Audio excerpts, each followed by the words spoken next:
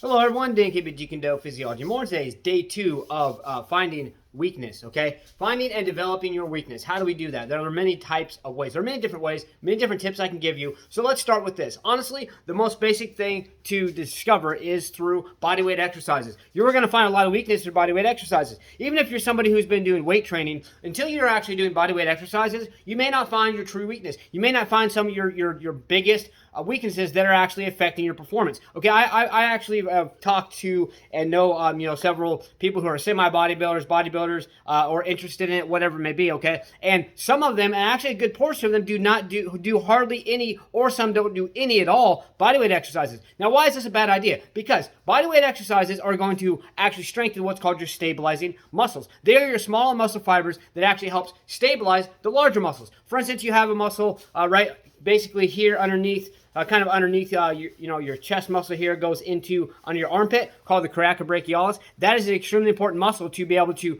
do more push-ups, do more on a bench press. It's also going to help prevent injury. If that muscle is weak and or if it is not strong enough to support your larger muscles, then that is honestly could possibly cause some type of shoulder and or chest injury. So there are many different many different benefits to doing this, okay, not just body weight exercises to increase muscular endurance, because of the muscular endurance, it is actually going to help increase that as well, but it is also going to help injury prevention. It's going to help your overall strength. It also is going to help you feel better, and it's going to really assist your other muscles, or what's called a synergist or an assisting muscle, in performance of different exercises. So the way to do that, let me kind of show you a few tips here. 1 second.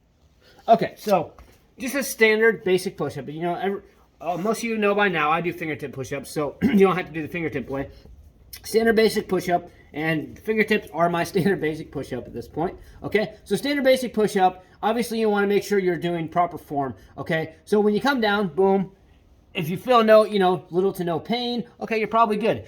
But if you pump out 10, 20, 30 of them, whatever, and then, obviously you're going to get a little tired probably at that point, unless you're used to doing a shit ton of them, okay? But if you start to feel some pain, say you're 29, okay, and you come down for 30, and you're pushing, you barely push, and you get up, and you have a little bit of shoulder pain right here. Well, something's honestly weak. You're going to have a synergist or an assisting muscle that is most likely going to be weak. And if it's your front shoulder muscle, it could possibly be your coracobrachialis muscle. Now, how do we strengthen that? There are many different ways, okay? Resistance bands, any type of movement, because you've probably heard of flies or butterflies, whatever it may be. Those are really going to help, because you come back, you get a good stretch on it, and then you're actually pushing forward to strengthen your coracobrachialis. Actually, push-ups themselves is going to help strengthen that as well. So if you feel that, here's what I would do on number 30. If you feel all that pain, then what I would do is I would stand up and do maybe 5 to 10 wall push-ups, but do them slowly to where you're getting a good stretch on that muscle right there, and you're pushing back to actually get the strength. So go down slow,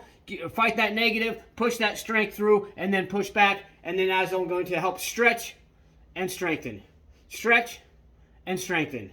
Stretch and strengthen. So there's just an example of how this comes into play. We must all find our weaknesses in life. You don't want to reveal your weaknesses to people. Honestly, I'm not saying there's anything wrong with, telling people, I'm weak in this area and this area, because maybe those people can help. But do not reveal your weaknesses to the wrong people. Because let's say, for instance, you are stronger on your left side as far as punching and kicking than you are on your right side, and then you tell somebody, and then later on maybe they'll attack you down the street, and they know which side is weaker, so they're going to attack that side of it.